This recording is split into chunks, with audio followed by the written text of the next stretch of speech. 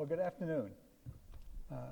I'm Mark Hansen, and I would like to welcome you to CSIS for this afternoon's event. I'm the interim director for the project on military and diplomatic history here at CSIS. The project brings distinguished historians to CSIS to talk about their craft and the issues that they're working on.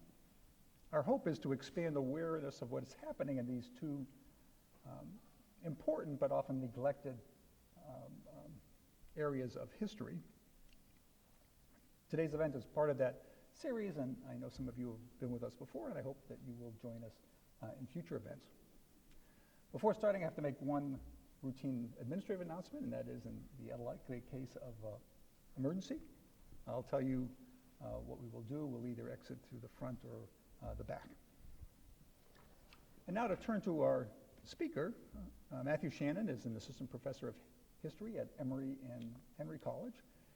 He has a PhD from Temple and has written extensively about diplomatic history and U.S. foreign policy during the Cold War. His most recent book, Losing Hearts and Minds, which I'm sure you all have, explores an element of the difficult relationship between the United States and Iran. He tells the story of the influx of Iranian students into the United States as part of a broader U.S. foreign, rather Cold War initiative, what we might call today soft power, and also an effort to strengthen ties to the Shah, with Iran being a U.S.-friendly regional power in the Middle East. That influx of students produced an alliance between student dissidents and American liberals, and together they rejected the Shah's authoritarian model for development and called for civil and political rights in Iran, undermining the Shah and perhaps inadvertently allowing the rise of the Islamic State. So with that as an introduction, let me turn things over to our author. All right, well, thank you so much for that kind introduction. Let me just make sure I know how to use all of the technology up here, and I can. All right, it's working. All right. Well, hello to everyone who made it out, and to all of the others who may watch this on the internet sometime. And would thank Mark Moyer for inviting me a couple months ago to deliver this talk, and Samuel Byers for doing all the arrangements, and everybody else who helped to make this event possible. I couldn't think of a place I'd rather be to talk about this book. So the book, as you'll see up here on the PowerPoint, Losing Hearts and Minds, American-Iranian Relations and International Education During the Cold War, is about the relationship between Americans and Iranians during the reign of the last Shah, Mohammad Reza Pahlavi, a U.S. ally who ruled from 1941 to 1979. More specifically, the book is about the educational ties between the United States and Iran during that period, and the ways in which those ties affected the binational relationship prior to the 1979 revolution. So I'll begin today where I begin the book, with an event from November 1977, the Shah's last of many official visits to the United States. As Jimmy and Rosalind Carter greeted the Shah and his Empress on the south lawn of the White House, just fewer than 4,000 Iranians, split between royalist supporters and anti-Shah students, rehearsed for an imminent revolution. When police responded, shifting winds took the tear gas they sprayed at the protesters toward the White House, forcing a teary-eyed president and his guests to reach for their handkerchiefs.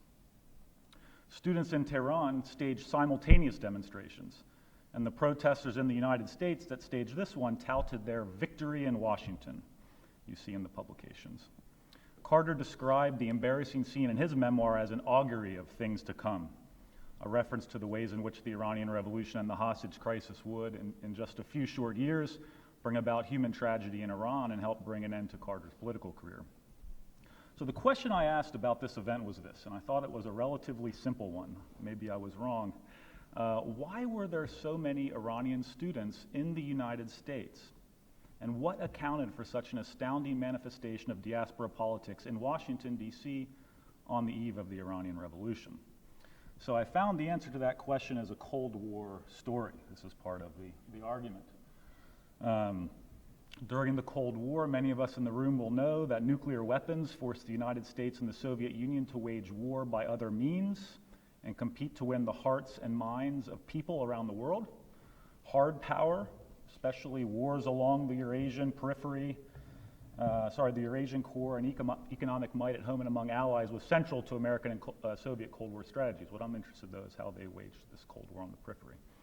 Soft power, defined by Joseph Nye as the ability to get what you want through attraction rather than coercion, became an essential tactic of the larger U.S. strategy in Iran. Education, a form of soft power with the ability to transform nations and perhaps win hearts and minds, became a means by which the United States could complement strategic relationships and otherwise cultivate friendly relations with the nations around the world. In other words, the scene I painted a minute ago about Carter and the Shah, the November 1977 piece, that scene grew out of decades of educational programming and the networks of migration that were established in the post-war years as the United States became the most dominant external power in Iran. And as that scene that we were considering a minute ago shows, cultural programs were never detached from larger political considerations about U.S. foreign policy and the nature of Pahlavi governance in Iran. So to explain this, I adopted a comprehensive rather than an episodic approach to the study of U.S.-Iran relations. There's excellent new scholarship that uses recently declassified documents, especially government documents, to help us better understand episodes in the U.S.-Iran relationship. Think about the 1953 coup and the New Fruits volume and all of the work that has come out on that subject, the coup that overthrew Prime Minister Mohammad Mossadegh I'm referring to. That would be an episode in the U.S.-Iran relationship. My approach, the comprehensive approach, by contrast, considers the entire period of the last Shah's reign, close to 38 years. Other scholars have done this, but since the late 1980s, when James Bill and Richard Cottam published their memoir histories, the best comprehensive examinations of the entirety of the Shah's reign really come from political scientists. My approach doesn't test political science theories necessarily, like patron-client relationships or linkage-leverage dynamics, but it certainly speaks to them. More important, I use English language archival documents to trace a historical connector, a thread, namely international education and the resulting stream of Iranian student migration to the United States throughout these 3 to 4 decades. Another major difference that sets this book apart from other histories of U.S.-Iran relations is the way that it balances the relationship between state and non-state actors. This is an old question. It goes back to the revisionist and corporatist studies of U.S. foreign relations decades ago, but it's a question that remains as relevant as ever in the new literature on international education, on modernization and development, and on human rights. Still, there's a real lack of scholarship on the cultural connections between the United States and Iran during the Cold War. I'm surprised by this because there were few countries outside of Europe where the United States waged total Cold War with more intensity than Iran.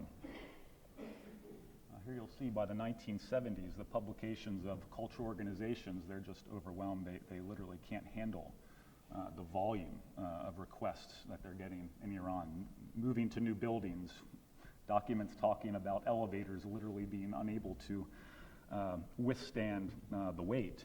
And the volume of people-to-people contacts between the two countries bear out this assertion.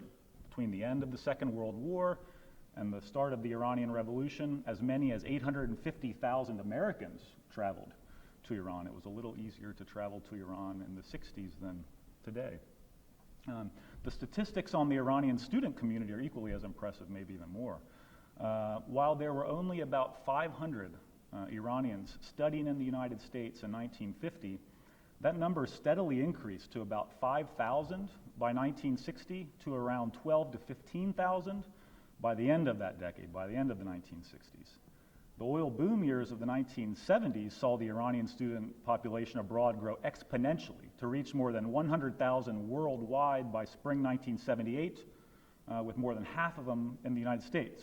So about 50,000 Iranian students in the United States made Iran the largest exporter of students to the United States on the eve of the revolution, depending on how you count The students, as you move through 1979, that number would get even higher, with the Carter White House talking of upward of 70,000 students of some sort from Iran as the 1970s gave way to the 1980s. So what is my argument?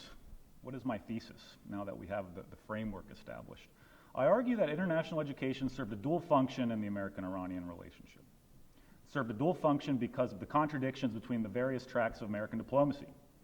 One track that supported the illiberal Pahlavi government as an agent of modernization and anti-communism, and another that promoted the liberal ideals that cultural programs such as international education brought to the world during the Cold War. So on the one hand, we see that U.S. policymakers, diplomats, aid officials, philanthropists, educationalists created a vast array of government-sponsored and non-governmental educational programs that were designed to supply the Shah with the trained manpower to modernize Iran.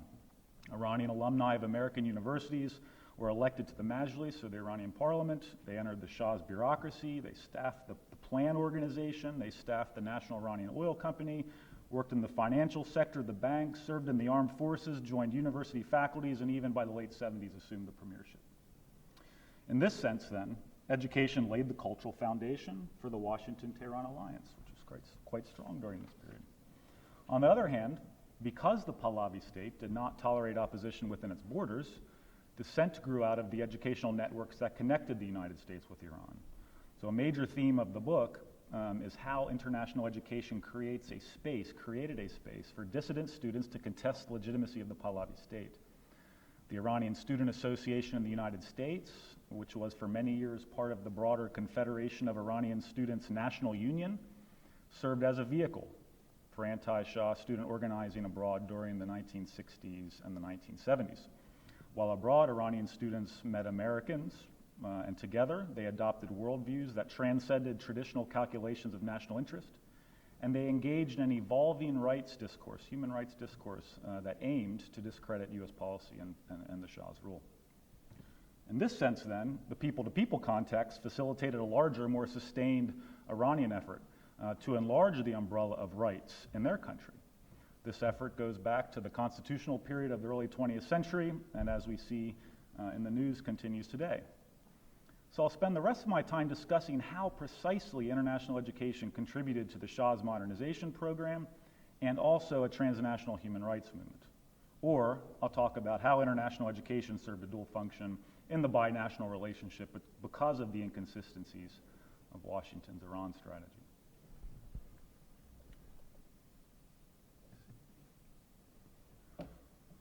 All right, so modernization. So the old missionary networks, missionaries were operating in Iran since the 1830s, and the World War II era advisory teams marked the first real American efforts to use training and education to gain influence in Iran or transform the country in some way. But Cold War era developments really marked something fundamentally different. Youth, right? Youth. It was an important battleground in the Cold War. George Kennan and Frank Roberts are writing about it in their telegrams. And the documents that I consulted indicate that this was true across the board, whether in U.S. government agencies or in NGOs. Around 1950, so we're a couple years removed from the end of the Second World War, the U.S. government begins to devote considerable resources to educational initiatives in Iran. Military defense assistance programs, Point 4, Fulbright are all coming into kind of creation around 1950. What I found was that beginning in the Truman-Eisenhower period and continuing really through the 1970s, the U.S. and Iranian governments worked with their non-governmental partners to build educational ties of three types. So one would be in the military, which is what I have depicted up here. One would be in the area of technical assistance, broadly defined, and the other would be cultural exchange. So I'll talk about these three areas. With regard to the military, this is the first target area. The military missions of the wartime years become permanent in 1947 with the creation of the U.S. military mission to the Iranian Army, or ARMISH, you'll see it. This mission professionalized Iran's military administration, and it trained the ranks in how to use the U.S.-made equipment that arrived in greater quantities after the 1953 coup, you constantly have this tension. How is there going to be enough trained people in the Iranian armed services to handle all of the weapons that the U.S. is going to provide the country? By the 1970s, it becomes utterly impossible. But it's an issue that people are aware of very early on. While these initiatives really originate in the Truman years, 1950-ish, they expanded during Eisenhower's presidency. By 1956, the largest U.S. military aid mission was in Tehran, and the Iranian army, various police forces, and eventually SAVAK, the Shah's security service, established in the late 50s with U.S. support, received some form of in and out-of-country U.S. training. Right, this could be anything from a few months overseas to, in some cases, maybe even a year with regard to some of the early military trainees. The focus on military manpower remained a constant throughout the Shah's rule, and by the 1970s, some American schools, such as Norwich University in Vermont, I give a few case studies in the book, were reserving about 10% of their seats for members of the Imperial Iranian Navy. Right, so the Shah decides he's going to triple the size of his Navy overnight in the early 70s as the kind of oil boom is happening, and Iran doesn't have the facilities to train those folks for the Navy. So where do they go? The Citadel, and Virginia Military Institute, and Norwich, and schools like this, many of them entering NROTC programs. So the military is the first group. The second kind of focus group, target area for U.S. governmental and non-governmental assistant programs is in this area of technical assistance, broadly defined. So usually when we think of technical assistance, we think of maybe eradicating malaria, or building sewer lines, or helping Iran raise a better stock of chickens, right? These types of Point 4 initiatives. In October 1950, the first Point 4 agreement of the era is inked between the United States and Iran, and you have these types of initiatives being promoted. But arguably even more important was in this area of public administration, which in the 50s was considered part of technical assistance, right? Aid organizations would have considered this part of technical assistance during the 1950s. Here we see that the work of universities and NGOs would be very important. So the University of Southern California would get an aid contract to establish an Institute of Public Administration in Tehran and train its staff. Other schools would get contracts, BYU, the Utah schools, there's a book coming out about that. And then by the 1970s, there's a real proliferation of contracts between American universities and various Iranian government ministries and Iranian universities. Other non-governmental entities, Ford Foundation gets involved in Iran. The Ford Foundation in the late 50s issues a grant to Iran's Economic Planning Organization to recruit U.S. trained economists and send a team from Harvard to kind of help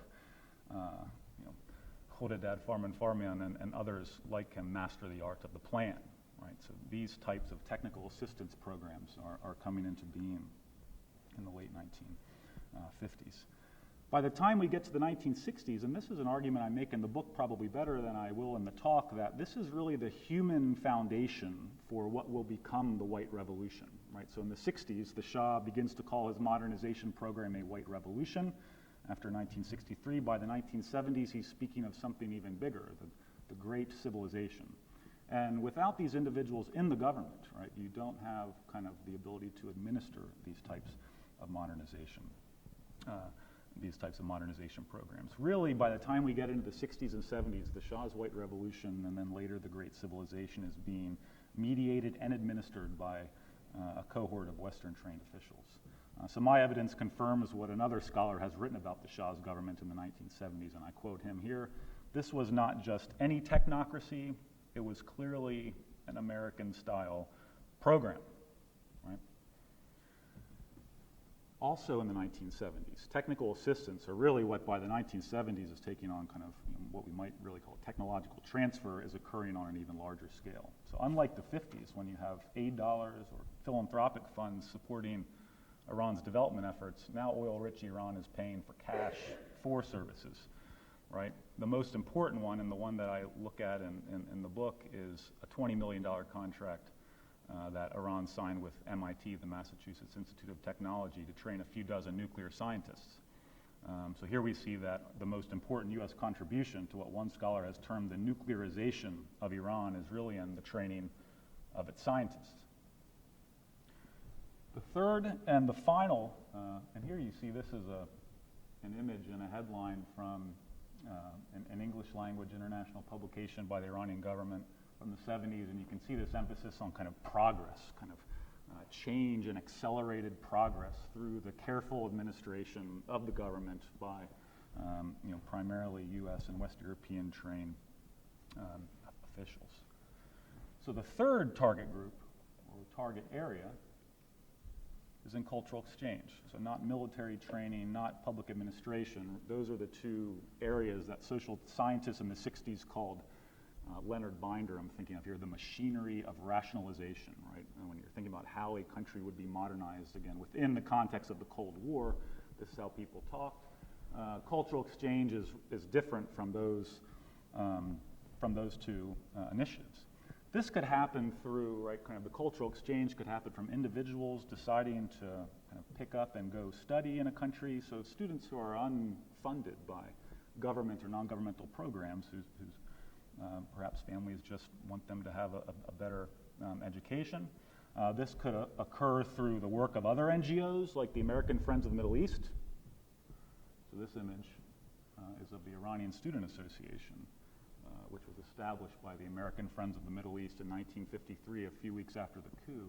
And this is the group that will become the primary organization for anti-Shah organizing once they break with their patrons and the American Friends of the Middle East and the Iranian government in 1960. They elect oppositionist members to their secretariat, and this becomes the group, which is kind of another twist in kind of the way that the United States waged its cultural Cold War. But American Friends of the Middle East remain relevant through the entirety of the Shah's reign, despite the fact that by the late 60s we learned that they were a CIA front organization. Their services remained in high demand throughout the next decade. Fulbright program, the larger bundle of exchanges that are part of the State Department's International Educational Exchange Program. All of those programs you can learn about in the documents of the Bureau in Educational and Cultural Affairs that you are unfortunately farther removed from Washington, and we have to get them down at the University of Arkansas. By the 1970s, policymakers and educationalists realize kind of what has been created through these decades of exchanges. So we have American officials commenting in the 70s, and I quote here, on the extensive educational exchanges directed by the public and private sectors that had built a base of understanding and created a wide range of relationships that united important segments of the societies of the two countries. And so people are very aware of kind of the impact, the cumulative impact of all of this by the time we get to the 1970s. But it's an unfortunate circumstance of history that the explosion of travel between the two countries coincided with the Shah's most repressive years.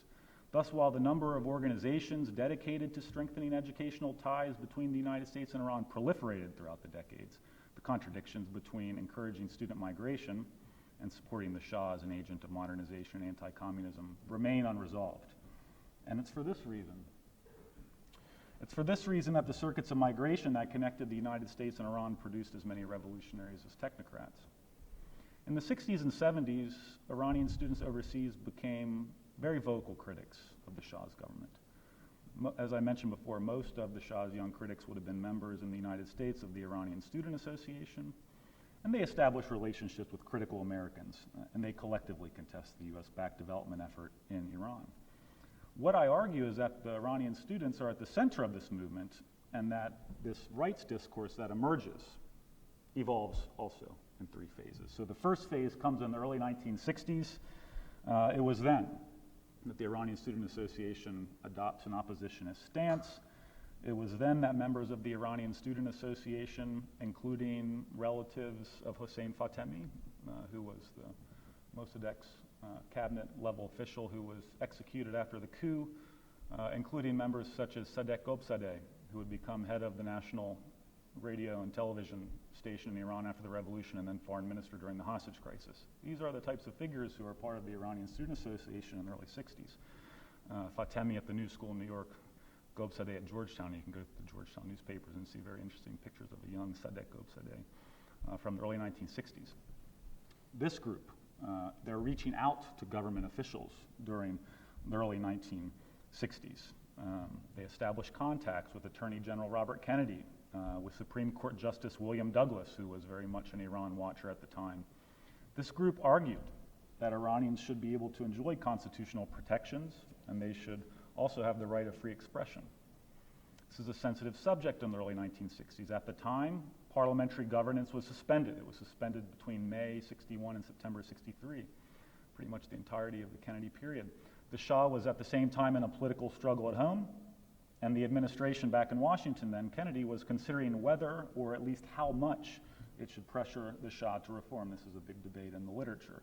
Was there a genuine push? If there was a push, why was there a push? And if it ended, it clearly ended. Why did it end, and why did it end when it did? Right. So I make an argument in the book that speaks to all of those historiographic conversations. We could certainly talk more about.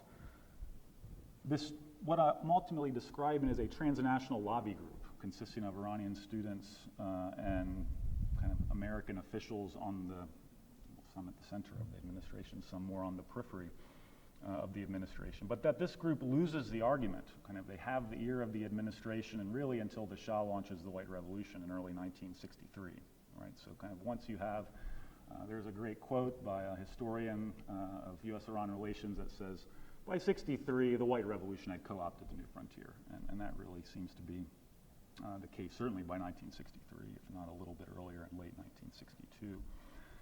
Another thing we have to remember about this whole period, so here I guess I would just point out, there's picture, William Douglas and Mohammad Mossadegh, when Mossadegh came to the United States in the early 50s. This is, by all accounts, probably Gobsadeh or somebody in Gobsadeh's group being dragged out of the Iranian embassy in Washington. Here we have a sit-in. The students of the early 60s like to talk of the American tradition of the sit-in, and those sit-in the consular offices in New York or the embassy in Washington. You can see the signs. Here you have protests in Southern California, election now, Shah violates Constitution. Here you have Open Iran's Parliament, critiques of the land reform initiative. You can see the issues that are important in the early 60s.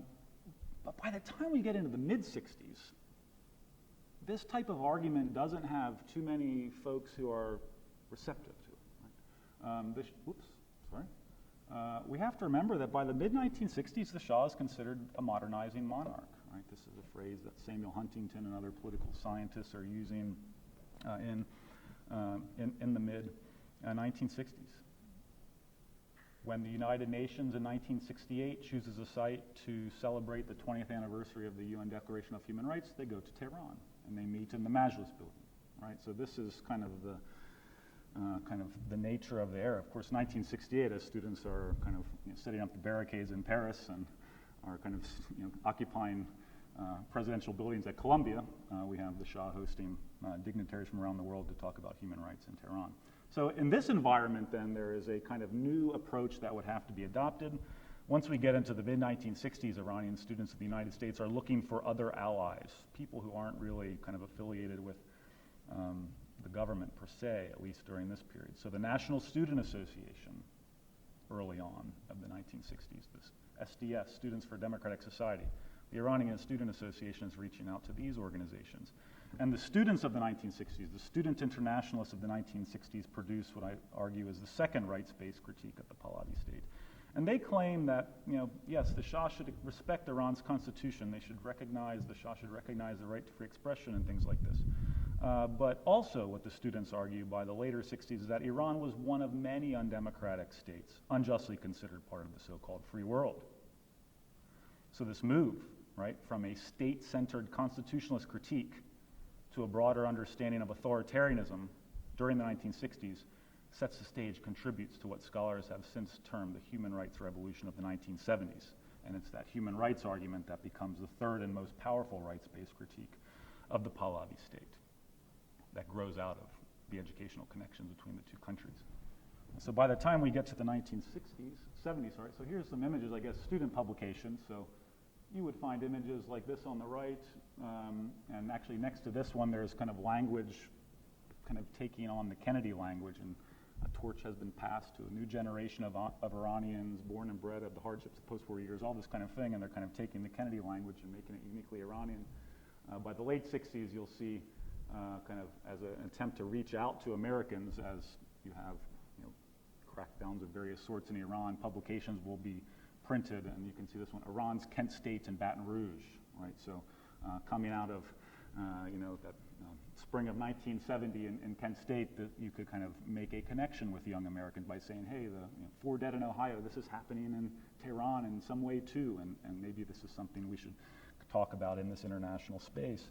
By the time we get to the 70s, we get to something even more comprehensive, right? Kind of this idea of universalist human rights that really focuses on human suffering. Now, there are all kinds of other ideas that are being talked about within the framework of human rights in the 1970s, but you can see how the publications attempt to reach an English, through the English language, attempt to reach that American audience, right? So this one on the left is from 1965. You see the mutilated body on the back. You might think of something that would happen to a fugitive slave, right? If you see this image as an American in the early 1960s. Their fight for freedom and justice is your fight, underlined at the very bottom. You see these types of pamphlets in William Douglas's papers, and actually some of these show up in a lot of the different collections. This one comes from the 1970s. It's from the Iranian student publication Resistance, I believe, and you can see, again, the body, right, kind of a universal kind of a universal trope for suffering, kind of the mutilated body. You see the cuff on the sleeve there that says Savak, pulling the hair of the individual, the political prisoner who is chained to the chair. You wouldn't see images like that to the extent that you see them in the late 70s, 15 years earlier, because this rights discourse evolves through these 3 stages that I've outlined. By the mid-70s, members of Congress are interested in human rights in Iran, right? Amnesty International is organizing to try to generate interest in human rights in Iran. Other types of, so there are American groups that are beginning to be founded in the 70s, devoted specifically to human rights in Iran. You have people like Kate Millett and the Committee for Artistic and Intellectual Freedom in Iran, so feminists and all kinds of activists in the 70s who see Iran through their own lens. They might not know that much about Iran, but they're kind of seeing what they might want to see in the country. Meanwhile, whether you're in Amnesty International or if you're in Congress or if you're an activist in the 70s, you would potentially see Iranian students, right, as the numbers grow from 12 to 15,000 upward to 50,000 in the 70s, holding protest vigils, staging hunger strikes, confronting Iranian leaders when they travel to the States, petitioning officials, right? All of this would have been happening during the decade. Oops. All of this has the cumulative effect of really undermining the idea that the Shah is some kind of modernizing monarch. And the Shah is on the defensive by the time we get to the late 1970s. And I argue that this wouldn't have happened without this kind of flow of people between Iran and the rest of the world, because you couldn't have these conversations in Iran in the same way. And officials are recognizing this, right? So Cyrus Vance, Jimmy Carter's Secretary of State, he sounds a warning to the president shortly after Carter comes into office, and Vance says this: "The national consensus, which has supported previous administrations in dealing with Iran, has been seriously eroded by the widely held perceptions of the Shah as arrogant, imperial, and insensitive to the personal freedom of his subjects. It can no longer behave the same way. The public perception of Iran is different than it was a few years ago." British diplomats see the same thing, and they're actually ascribing a cause to the shift, right? So according to British diplomats, and again I quote, "The Iranian government made it a priority to recover the initiative from groups abroad critical of the regime, mainly Amnesty International and the Confederation of Iranian Students." Right, so there are newspapers are saying similar things. I'm spearheading the attacks on human rights are the students. So I'll conclude just a few brief remarks on, why does all this matter for the Iranian Revolution of 1979? So the revolution that ends the Pahlavi dynasty, and with it the monarchical tradition in Iran, was a world historic event. We know this.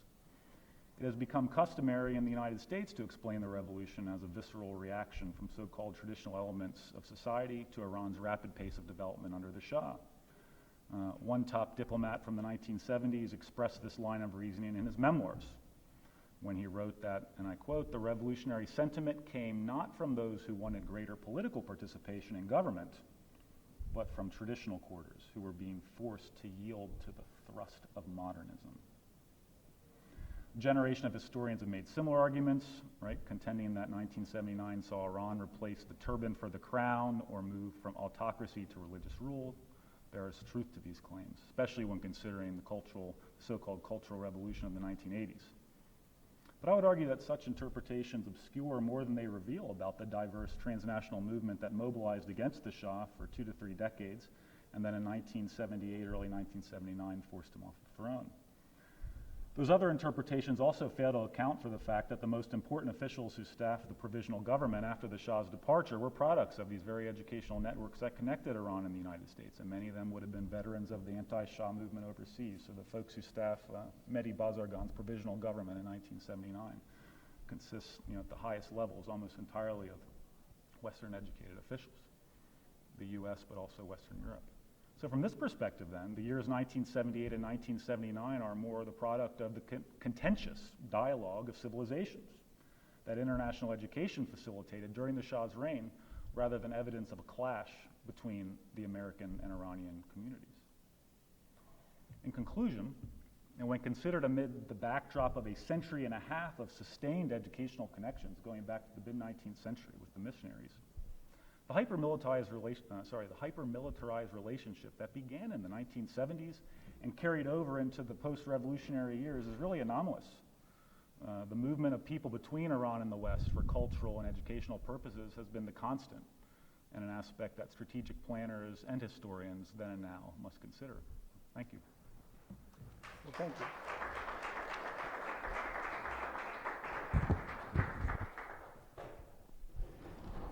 Well, let me ask a couple of questions here.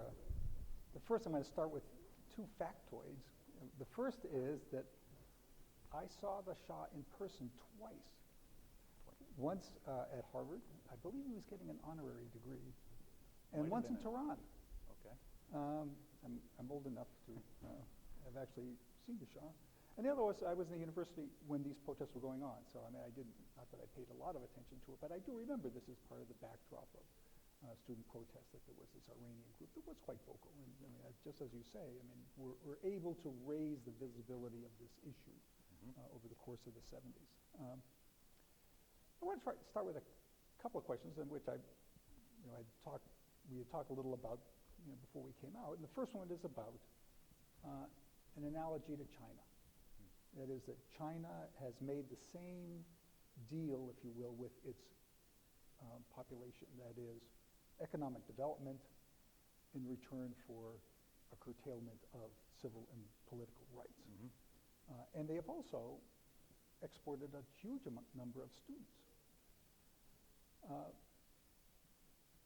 Do you see any way that this might come back to have an effect on the Chinese the same way it had on the Shah?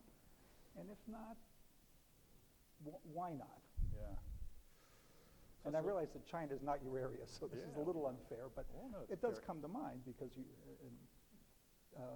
there's been a lot of talk recently about the number of Chinese students, about this, the rise of China, plus Chinese mechanisms for control of their students overseas. Yeah, so that's a really good question. I think it relates most to the idea of what is the U.S. relationship with the state in question. So should the United States promote international ties with China? It seems like a good idea. And it's certainly a way to kind of continue that opening with the world that China has initiated since the late 70s and the 1980s, that the U.S. could potentially play a proactive role in that process. Whether or not people will go back and do the kinds of things that the Iranian students that I study do is, I guess, a different question entirely, and it would relate in some ways, and I don't know the China case well, but how are the folks that go abroad being absorbed back into society? So are there enough jobs, right? So in Iran, you see issues where people will come back from overseas and maybe the jobs aren't there, or maybe the right kind of job isn't there, right? The political question is something different entirely. How, what type of bargain do folks that work for the government, if they come back from overseas, how much do you sacrifice to kind of make a positive impact and perhaps bring some type of change to the fore from inside, right? That's a question. But I think the big difference is that with Iran, and this is the big difference, I think. Maybe there are others, and I'd be curious to hear what others in the room think, maybe folks who know more about the Chinese case particularly. But with Iran, the U.S. was an ally, and the U.S. has tremendous influence in Iran, especially when we go back into the period kind of Kennedy and prior. So the issue that comes up with Iran is that the United States, on the one hand, is supporting the Shah and kind of very aware that the Shah isn't really improving the situation in Iran. The arguments that things are getting better in the 70s, I don't think hold water. The Shah collapses a two-party system into a one-party state by the mid-70s. It gets worse. The torture is curtailed, but kind of just the nature of kind of authoritarian governments doesn't really change until the liberalization measures of late 76 and into 1977. So why would you support a government like that and then bring students to observe voting procedures in Washington? Like, this is happening. You see in the documents. Study the elections. Go learn about the Supreme Court from William Douglas. And then go home to your government. So the difference is that the United States needed to do one of two things in the Iran case. They needed to kind of think more carefully about the nature of the cultural programming, right? Which really by the 70s becomes just explosive. There's really not a lot of control over it. Or you kind of readjust the higher level strategy and really kind of compel the Shah to adopt the types of policies that would be attractive to, and not just to the dissidents, but to the great majority of folks who maybe just want to get a college degree overseas and return home. So one of those pieces needed to be altered in the Iran case because of the nature of that leverage. In the case of China, it's different. Not an ally like the Shah's Iran, not an adversary like the Soviet Union, right? So it's kind of how do you strike that balance between kind of those two tracks of American diplomacy? The dynamics will be different in the China case than the Iran case, I guess is the short answer. Mm-hmm. Okay.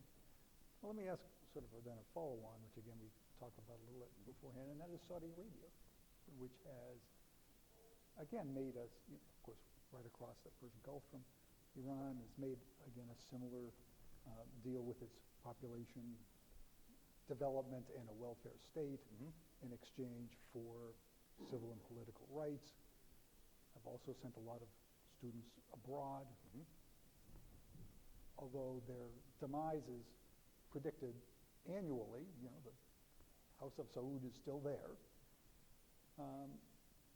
So again, the question is, and I realize again, this is Saudi Arabia is not your area, but why do you think that is? And beforehand, we were, at least I was speculating, is it because of religiosity, in that the House of Saud has been very careful to at least publicly be very religiously observant, whereas the Shah went out of his way to be secular and to be non-observant up until the very end, the last couple of years. I think then he started to put on a show of piety. Yeah, that's a good question. So I was kind of talking about the material factors that you would need to address to absorb such a large kind of overseas population back home without having the problems that we see in the book.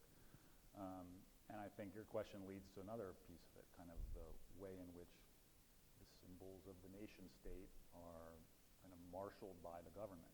And as you mentioned, the Saudis are probably better at that than the Shah was. The Shah, another thing that happened in the mid-1970s, just to kind of demonstrate how different it is to the example you gave, he creates a calendar, right, that isn't the Muslim calendar, but one that's based on Cyrus the Great's reign forward.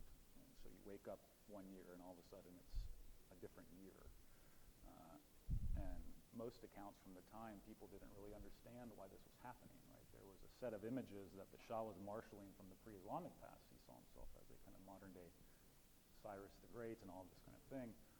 But it wasn't kind of the type of nationalist imagery that resonated with the most significant parts of the population. So perhaps, again, not entirely sure, but with the Saudis, perhaps they're at least doing or attempting to do a better job with that aspect of it. There's an understanding of kind of the cultural discourse or the cultural parameters that you operate within, whereas the Shah did not see those same parameters. He was extending them beyond what most of the population considered acceptable. Okay, and I remember Persepolis because he had I've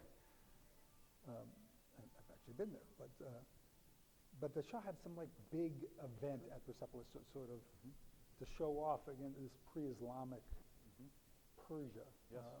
And you can go to Persepolis today. They still, so there's an event in October 1971. It's to celebrate the 2,500 years of Persian monarchy, going back to Cyrus. The dates, historians could probably think of some better dates, but all the dignitaries from around the world are invited, and there's a kind of, there's a parade of all the different Persian militaries from over the years, and you had a tent city created, and the structures of those tents are still there. You can see the metal frames of the tents that the Shah built, and it was kind of this very grand event, and you kind of read about the French restaurants that are catering it and all this in the newspaper accounts from the day. So a lot of folks even go back to that event.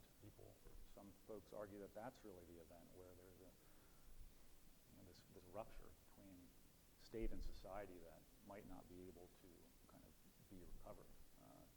Other dates, folks all point to different dates, but 71 is a date that is really emphasized in a lot of the scholarship. That would be a difference, I would argue, between Iran and Saudi Arabia. Okay. And I'm embarrassed to say that when I visited Persepolis, the tents were still there. They were still there, okay. they were new enough. Let me ask one last question, and then we'll open it up. But the last question is, why did this rights discourse that you talk about, and you make a very strong argument about how this built, particularly in the 60s as they moved away from the constitutionalist perspective to a rights dialogue that builds in the 70s as part of the global rights discussion. Why did that disappear so quickly then after the revolution? You have this interim government for about a year where maybe some of the people roll over, and then it's sort of gone, as if all of these, hundreds of thousands of people who were educated overseas, that whole consciousness is submerged in an Islamic wave. Yeah. Where did it go?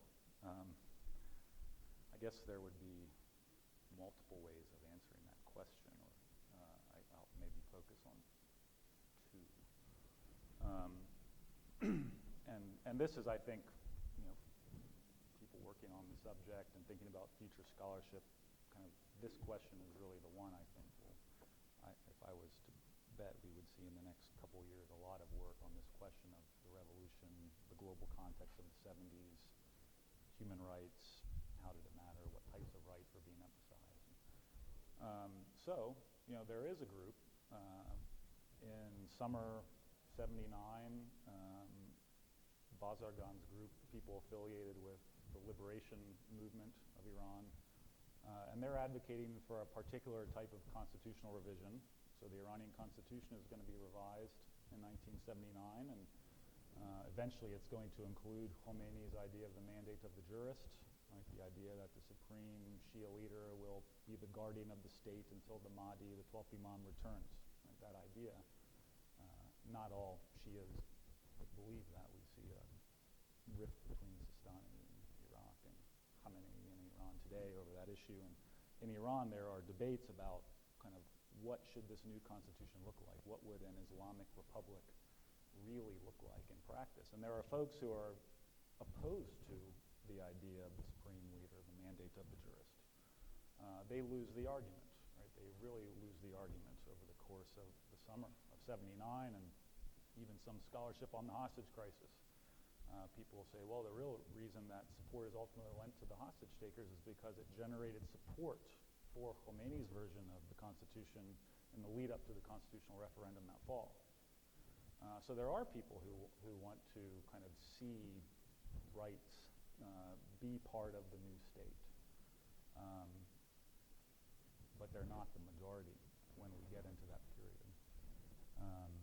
After the hostage crisis, many of these folks resigned, and people like Gobsadeh, his fate is even worse. He's executed in 1902, right? So, as in any revolution, there are going to be different factions, and not all factions went out in those revolutions, and that oftentimes results in tremendous bloodshed, right? And we see that once we move out of 1979 into the 80s. So it's not gone, I guess, entirely, but it gets buried, and it's not really the majority opinion, certainly not the one that will kind of win out in the end. The other kind of point, and this is something that I'm just really now beginning to think about, right? What happens to human rights conversation on Iran when we move into the 80s, right? So in the 70s, I mentioned Kate Millett or members of the Black Congressional Caucus, or kind of folks from the political left, whether it's kind of Cold War liberalism or way farther to the left, right? In the 1980s, you're going to have kind of a different coalition emerge to talk about human rights in Iran too, but the nature of that conversation is going to be different. Now it's an adversarial state as opposed to an allied state, and Americans are thinking about human rights in the Islamic Republic different than they were thinking about human rights in imperial Iran. So even internationally, of course, we know today, I mean, human rights in Iran, you can have a lot of conversation about human rights in Iran today. So the conversation hasn't went away, it's just shifted. And that this rights talk in the 60s and 70s is, right, it's unique. It's a unique historical product that came out of that time. And then when we get into the 80s and 90s and forward, it's going to look a little bit different. So I guess that's the way I would answer that question, that it doesn't go away, but kind of the proponents of some type of broader umbrella of rights, they lose out in the revolution. Khomeini will be talking about rights, but not the kind of rights we were talking about. He's, freedom of exploitation, anti-imperialism, kind of the reaching out to maybe the poor residents of South Tehran with a more populist message couched in Quranic terms, and so it's going to evolve, and it's going to there's going to be a different emphasis by the time we get into the 1980s. But that's a great question. That's a great question. Great. Well, with that, I think we can open it up to questions. We have microphones, so if someone has a question, there's a lady right in the back there. First, had to get her hand up. Yes, I kind of see it as, it was a way to kind of divide and conquer. You said our CIA was heavily involved in Iran throughout the decades. And how much more money could our military-industrial complex make from doing, we used Iran's oil, but we're starting to become, Could you speak up a little? by the 70s, we're starting to become a little bit more concerned about the environment. And of course, we were heavily purchasing oil also from Saudi Arabia, but as long as we can maintain them as adversaries and as an Islamic republic, they became more adversarial towards Saudi Arabia. Is that true? And of course, who needs to buy our military weaponry, who invests in our military complex is Saudi Arabia. So I think it was something that was also, they probably saw the writing on the wall that we weren't going to be spending as much money fighting the Soviets because there's detente under Carter and things. The winds were changing with the Soviet Empire, and who is our next going to be bogeyman is the Muslim peoples, Islamic Republic, peoples who could be forever fueling our military budgets. So could you elaborate on that, please? Thank you. Thank you. Yeah. So the transformation of Iran from an ally to an adversary is kind of the nature of the question, and why that happens. And well, I guess what I would argue is that there are very real reasons why Iran and the United States get into confrontations after the revolution. Right? This is the Islamic Republic is not interested in the United States having the presence in the country that it had in the 60s and the 70s, and it's certainly not interested in kind of a military presence in the region or supporting fundamentally different people. So there are reasons why it's difficult for the United States and Iran to get along today. But this idea of perception and how Iran may be portrayed in a way that perhaps makes it difficult for kind of meaningful rapprochement to happen, I think is an important one. And there are all kinds of different, so there's work on this. And there are some reasons why it happens. So how do Americans remember the hostage crisis, right? The image that so many folks have of Iran, of blindfolded hostage and Nightline, 444 days, and there's certainly things that happened in the 80s with additional hostages getting taken throughout the region, or the Iran-Iraq War, or Iran-Contra, or whatever it may be. So there are there are reasons, perceptual reasons, why it's difficult for the United States to kind of get beyond Iran as an adversary today. Doug Little wrote a book called Us Versus Them, and he talks about the move from the red threat to the green threat after the Cold War, which sounds like kind of what you're saying.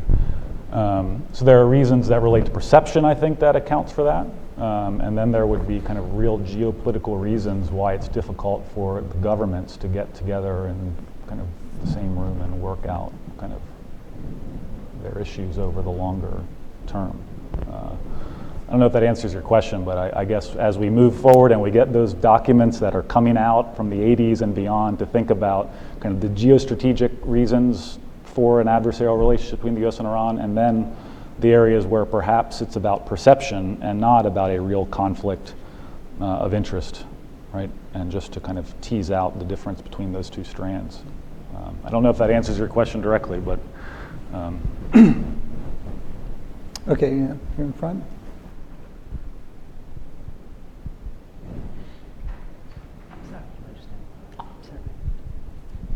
In the 53 picture in Denver of the Iranian Student Association, I think I counted 5 or 6 women, and I wondered if you could briefly trace the role of Iranian women in this process. Yeah, it's a great question, and you're right. I've done the same thing, really close look at this image and who are the folks in that room,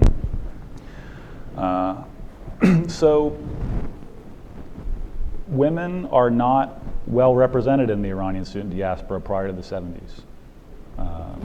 The numbers that I use in the book, I think, come from a UNESCO study from the late 60s, and I don't remember the exact number, but it might be single digits, percentage-wise. It might be like 10%. It's a small number in the late 60s. That same study, it's probably in an explanatory footnote somewhere, but I go through and talk about the subjects being studied then too, and they were predominantly science engineering type subjects during that time period as well. Things do begin to change in the 1970s, and we do have a lot of interesting memoir literature written by a book called Persian Girls about a woman who studied abroad in the 60s and 70s, and Satare Farmanfarmayan's Daughter of Persia talks about this. So we have some interesting kind of accounts of kind of the experiences that Iranian women had while studying overseas, but in the minority.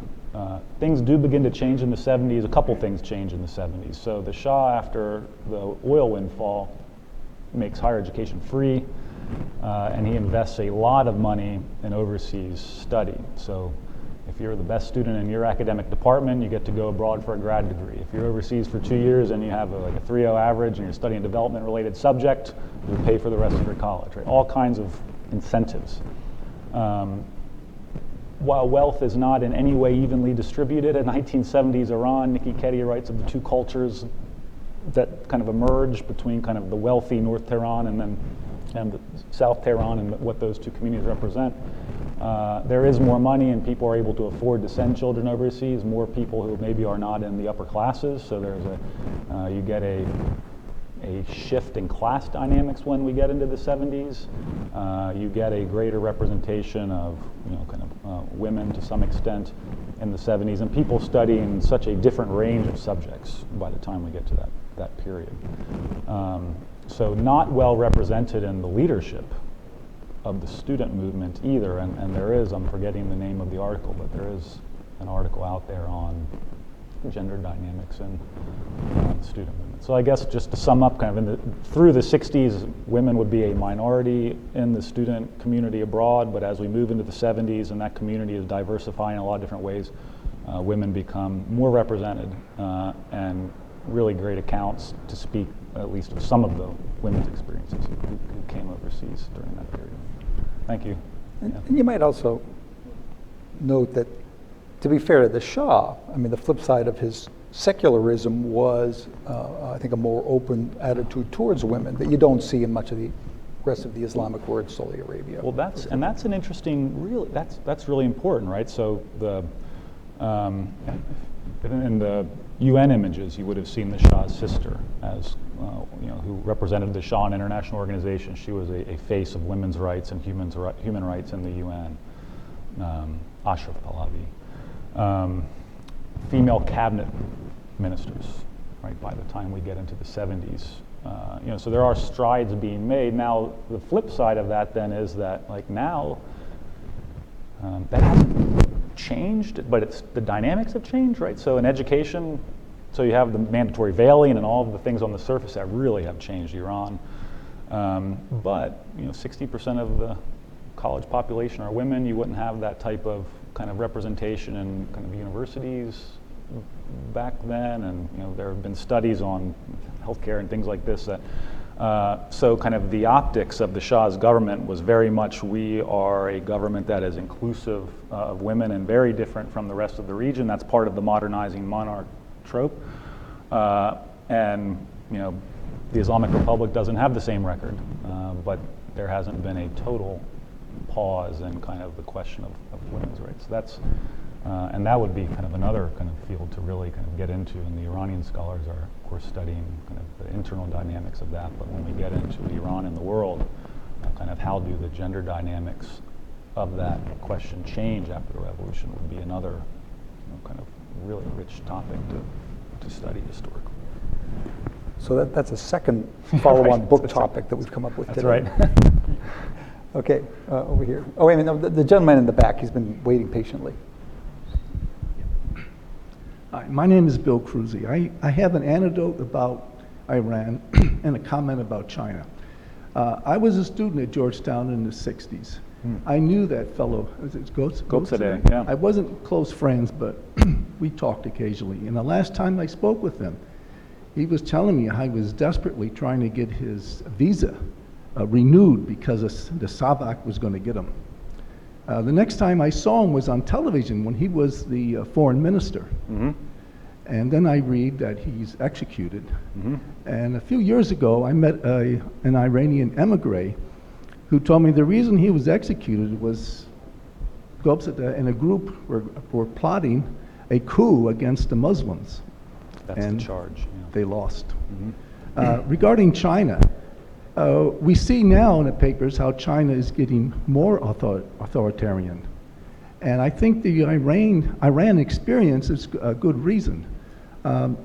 Just for an example, I have two nephews who are came to the U.S. and got educated, and they've done very well. And they go back and forth, and they give money to their parents. So they know American ideas are getting in there.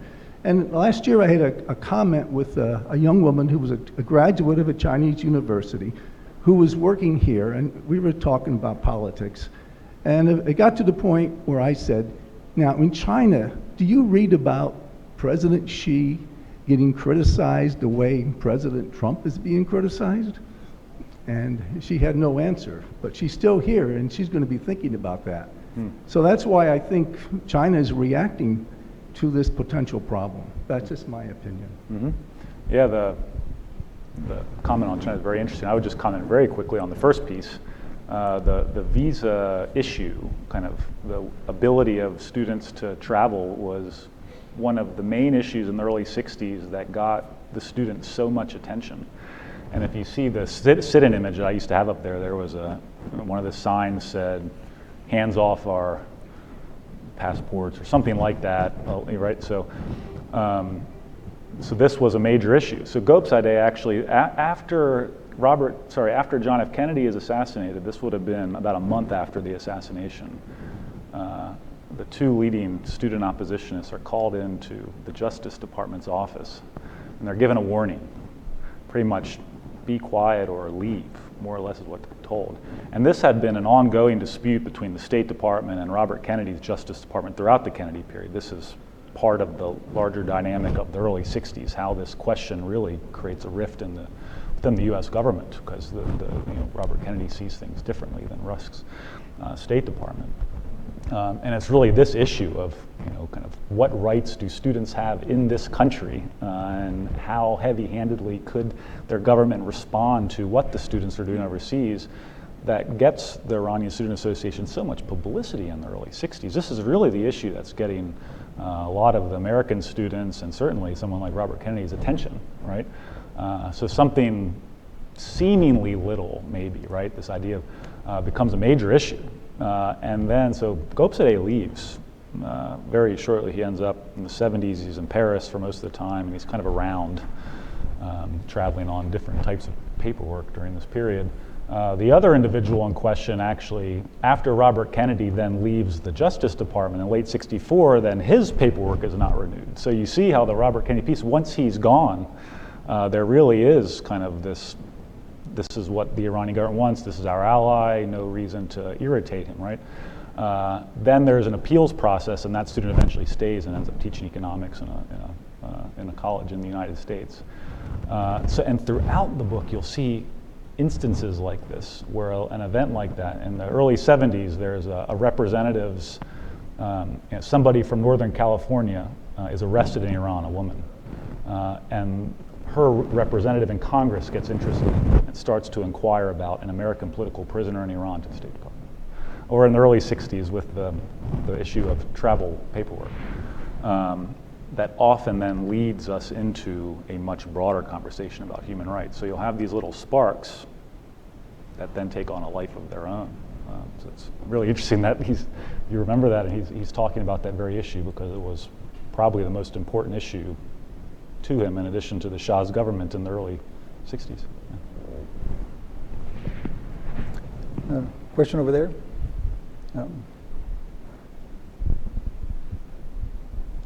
Why did you name the book Losing Hearts and Minds?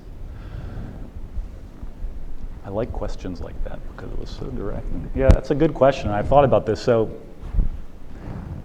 there have been at times a question mark to this title. There isn't one for this book, question mark.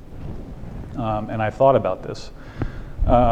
So there's an argument that one could make, and I move in this direction in the epilogue, right? That maybe, first of all, I say that when it comes to international education, it's not a zero-sum game. It's not about winning or losing hearts and minds, that there are so many other variables that are so much more important when we're thinking about international study and travel.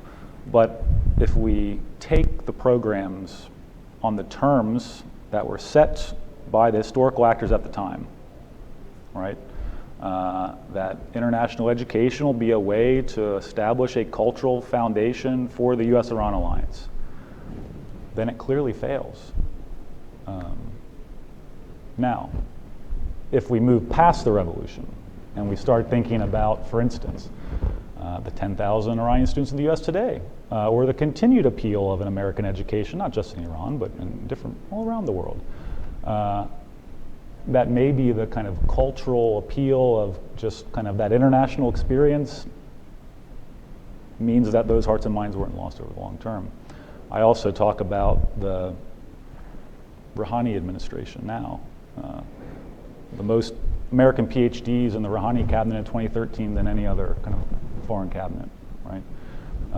Rouhani educated abroad, Zarif, the foreign minister, educated in the United States, and that kind of we see kind of the residual effect of the Cold War exchanges, because while those individuals, bureaucrats in the Islamic Republic, worked their way up through the system, nonetheless kind of aware of how Iran is perceived in the world, and kind of aware of how Americans are talking about Iran or other global issues because of time spent in the United States.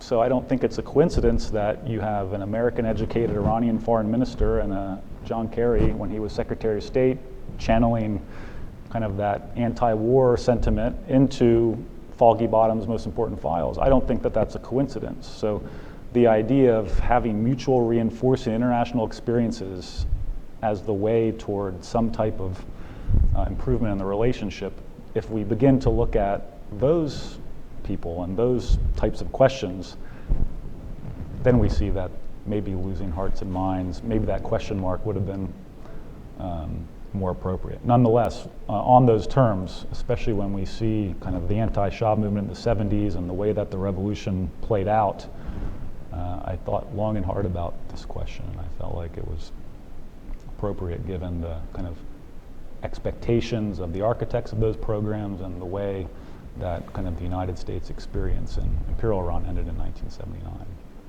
But if we take a longer view, it could be a little different. Okay, question?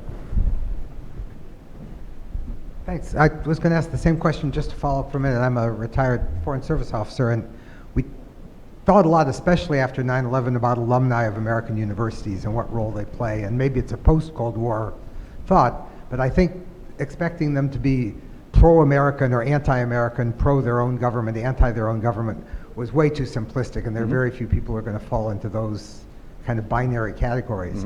But we did see them as bridge builders, as validators, interpreters, people who might understand motivations and be able to explain them between the two societies. And I'm curious if you've done any follow-up of the tens of thousands who were in the US in the 60s and 70s and where they ended up. Clearly some are stigmatized in Iran where it might have been killed. But there's not only the foreign minister, but the head of the nuclear program, who maybe because of the joint MIT affiliation, negotiated with Secretary Moniz in great detail one of the huge triumphs of sort of fact-based diplomacy, of actually using facts and figures to reach some kind of international agreement on in the Iran nuclear deal. And that couldn't have happened if they hadn't had that same kind of intellectual framework, maybe. Just be curious in where we are today in terms of the lost hearts and minds. Yeah, no, that's a good question, and I should have mentioned that too. So the leaders of the diplomatic track are as I described, but the leaders of the technical track of the Joint Comprehensive Plan of Action negotiations. Ernest Moniz, a professor from MIT back in the 70s, Ali Akbar Salehi, student at MIT from the 70s, who then becomes foreign minister and head of Iran's Atomic Energy Organization. Now, he's not part of the MIT contract. He's there as the dozens of other students are arriving. And we have, not just kind of, we have folks commenting on the significance of that kind of, again, mutually shared experience. Where do the students go? So I do talk about folks returning during the revolutionary years. We have a lot of accounts, a student in Southern California who doesn't enroll in classes in August '78 and decides to go home, right? And we have accounts also of kind of how there would be other students like that, kind of people involved in the anti-war movement of human rights and then kind of getting off planes in Iran in early fall 1978. I stay in that historical moment. Now, the question of what do folks, Iranians who would have been studying in the US in the 60s and 70s, kind of what today, if they're still around, and what their views on the Islamic Republic are, what their views on the United States might be, what their views on larger subjects such as war and peace might be. That's a fascinating question. I haven't done that. It would be a good project, a good social science project, to really kind of get the data to be able to discuss that question and how the last 40 years, right, as much time has passed between the revolution and today as the whole Shah's reign, right? So, how have people's views changed with the opportunity to reflect over those decades? It's a good question. I mean, there certainly anecdotally, you'll talk to folks, and a lot of folks don't.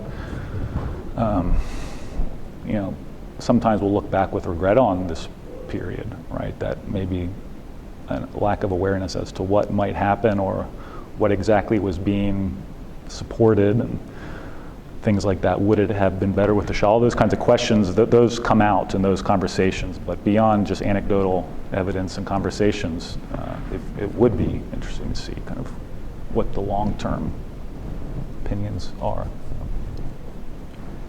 All right, last question here, fellow in the pink shirt. Hello, Dr. Shannon, it's great to see you again. So my question, throughout your research, did you find that Iranian students in the U.S. generally supported or opposed Mohammad Reza Shah's white revolution? Yeah, so that's a good question. I talked in the presentation generally about modernization, right, as it was understood at the time. The modernization program was the White Revolution as of 1963. It's both, right? So the Shah's White Revolution, it's going to be administered by many of the kind of U.S. educated technocrats I talk about. There's a kind of a political circle, the New Iran Party, in the mid-1960s that consists primarily of kind of U.S. educated Iranians who are kind of interested in working for the government, and that New Iran Party will be, you go back in the literature of the time, this is how the Shah is going to institutionalize his modernization program through the New Iran Party, and so that's an important piece.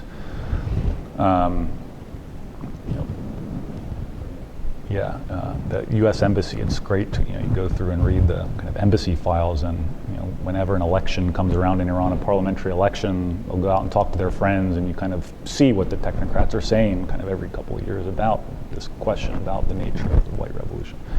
At the same time, the folks who I'm studying, especially the Iranian Student Association, they don't see merit in the White Revolution. They think it's, again, there was a lot that was good about the White Revolution. Women's suffrage in Iran, part of the White Revolution, the literacy corps, right? So many good, eventually by 67, education becomes part of the White Revolution. By the mid-70s, free education to all Iran. So there's a lot of good stuff that comes out of the White Revolution. What the students are arguing is, they're making a couple arguments. They say, abroad, folks didn't get to participate in the referendum, so a lot of students abroad are upset about how the White Revolution was rolled out. They see it as a kind of, the student organizations see it as a kind of talking point that detracts from the more serious political issues, right? And that it's a way many of the students see as kind of putting the opposition on the defensive. So how do you oppose the White Revolution without being branded as, right, so the way it's talked about at the time is that if you oppose the White Revolution, you must either oppose it because you're against women's entrance into political life, or you're not interested in kind of the government breaking up some kind of religious land holdings to do what they please with it, right? So the issues that the ulama were primarily concerned with, the issues they had with the White Revolution, tended to, in kind of the Shah's language, become why anybody was opposed to the White Revolution. So it gets really hard to oppose such a program. And in the mid-60s, there are direct references to the White Revolution. But as we move into the later 60s, it becomes too narrow of an issue. And that's why the anti-authoritarian critique, or by the 70s, this question of universal human rights becomes more effective language, right? You can talk about someone being tortured and gain interest overseas. It'll be more likely that you'll get interest over that subject than talking, to somebody about the nature of land reform in Iran, right? So they oppose it, but as we move through time, the language moves beyond just the White Revolution, and we get into this area of human rights. Yeah, it's a good question. Thank you. Well, please join me in thanking Professor Shannon for joining us this afternoon. Thank you very much.